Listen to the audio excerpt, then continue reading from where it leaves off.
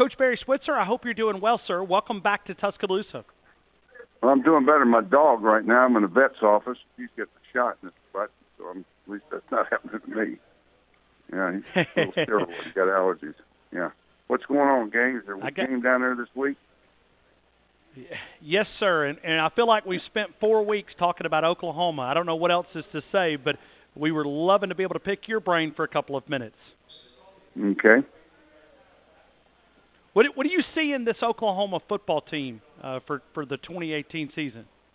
I see a great offensive football club that is playing about as well on offense as a team can, running the ball, throwing the ball, protecting the quarterback, and the quarterback playing at a very high level. And but defensively, it's a big drop from what their performance is on offense. You know, we're not very good. We're not physical up front, and obviously no one's as physical as Alabama. But I'm disappointed in the fact that we're not as good as we were a few years ago up front with people playing their hands on the ground. I think that's the biggest thing I see that's disappointing in Oklahoma is that they just don't. We're not quite. We're short. 4 or 5 people that play with their hands on the ground, and we don't have those kind of guys. Wish we did.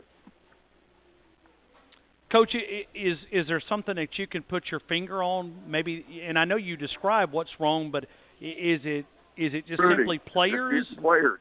Everybody recognizes talent. We all got the same talent. And the big boys get them, and you got to get yours. In certain areas of the country, you have a few that you have a better chance to get than Alabama does, and maybe that if you got to get them, but everyone is after them. Texas is a great fertile recruiting ground. It's always been for us. And if we could get the top players that squat down in that state, every one of them we could pick to come to Oklahoma, would certainly be a lot better. And one time we were able to do that, but not right at the present time we're not. We are very good offensively. We got great skill. Look, when you run an offense like we run, Lincoln Riley, he's going to be able to recruit quarterbacks, receivers, running backs. People want to play in an offense like this, especially kids today. Defensively, it's a great league for defensive backs to play in and be evaluated because this Big 12 league is a horror league for defensive coordinators. It's the worst league in America for a defensive coordinator coaching. It's just you better hope your offense can score 40, 50 because the other teams damn sure will score. So that's what games are like in this league. Everybody hangs half around each other, and they're all doing the same games. Coach, do you think that is the future of not just the college game but also the NFL game? Because we're seeing. Well, I think it is. I think college football has had more of an impact on the professional game than it ever has on the collegiate game. I think there's no question about it. What these pro teams are doing now more about what the college teams have been doing for years. And it's leaning more that way now. You see it every day in pro football.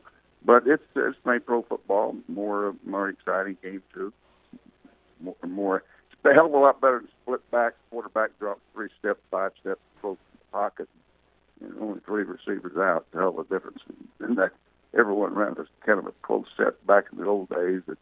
It's stereotype, and everybody was, split backs, pro set, and that was it. But today it's different. It's collegiate style, motion, movement, misdirection, option. It's running quarterbacks' ability to make plays running when they have to.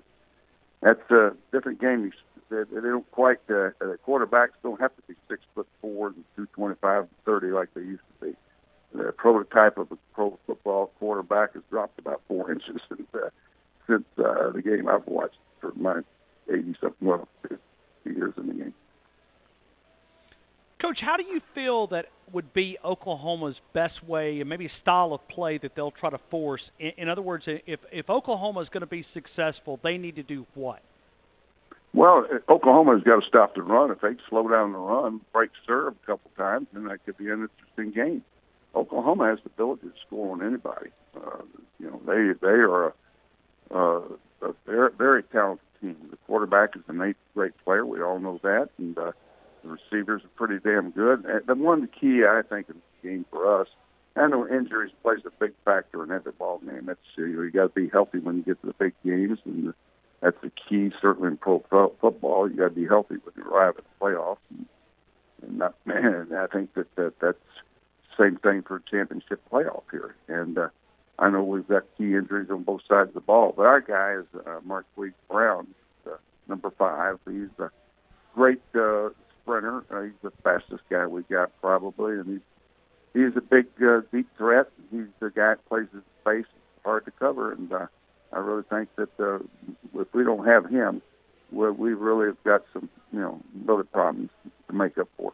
But we got other receivers that are good, but he's the big playmaker. He's the one that makes all the big plays and gets the ball behind people. We're talking to Coach Barry Switzer right now here on the game in Tuscaloosa as we're talking about championships and historical from perspective. And Coach, right before you came on, and I know you didn't hear this, but I read through the credentials of Oklahoma, the national titles, the bowl championships, the All-Americans.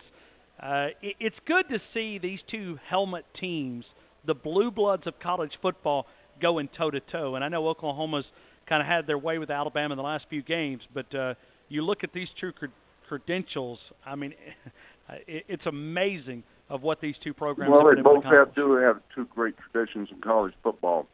Alabama and Oklahoma can knock on someone's door, and the door always opens for them. They're welcomed in. And so they get the attention of every top player in the country, especially an offensive player, as I talked about earlier. When Lincoln Riley has it really up on anybody recruiting quarterback. The reason why is he coaches the quarterback, spends all the time off the field with the quarterback in meetings, and he calls the plays.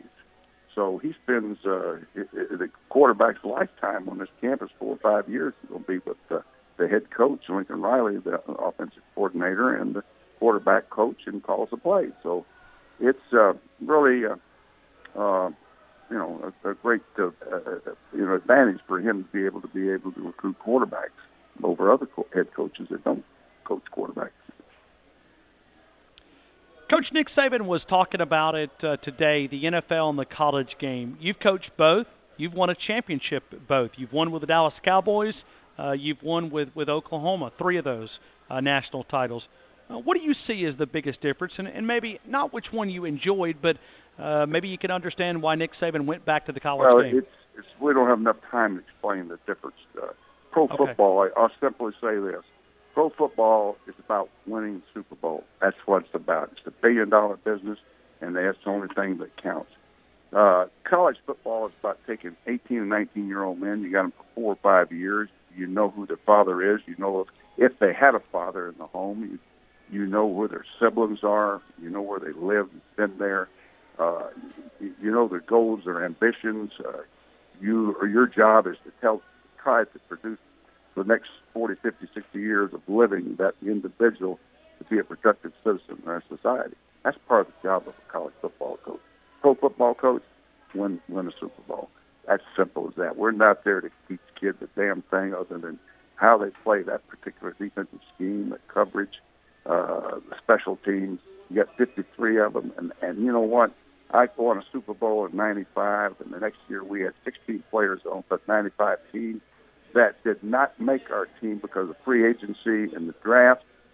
I don't know who they are. I don't know where they are. I don't know where they are today. I couldn't name who they were. I'd take a picture of me looking at it and try to remember. Then I'd have to look under the picture of the caption and see who they are.